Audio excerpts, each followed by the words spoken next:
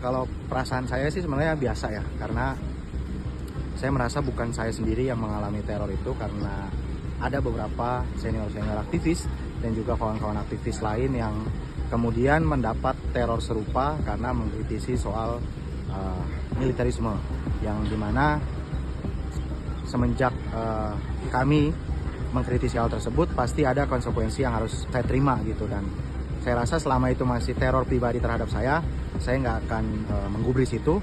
Namun kalau itu sudah mengganggu kehidupan keluarga, maka saya rasa saya nggak akan mundur, tapi tetap akan terus saya lawan sih. Kalau fenomena militerisme itu saya rasa mungkin sudah mulai terasa ya, politik militer kemudian merangsek masuk ke dalam kehidupan sipil.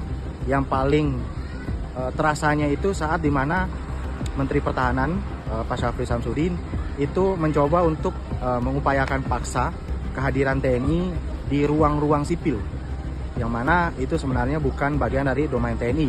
Saya akan sebutkan beberapa, seperti Menhan ingin hadirkan Batalion Teritorial Pembangunan di sekitar 750 YONTP di ratusan kabupaten kota. Nah, ini kan mengalami penolakan. Lalu yang kedua, Pak Menhan ingin TNI hadir sebagai imam masjid, sebagai khotib, sebagai muazin. Nah, ini kan saya rasa ada upaya yang dilakukan oleh Menhan Syafri untuk bagaimana kita menerima kehadiran militer di dalam ruang-ruang sipil. Padahal sebenarnya hal itu sangat mengaburkan batas daripada antara militer dan juga civil society itu sendiri.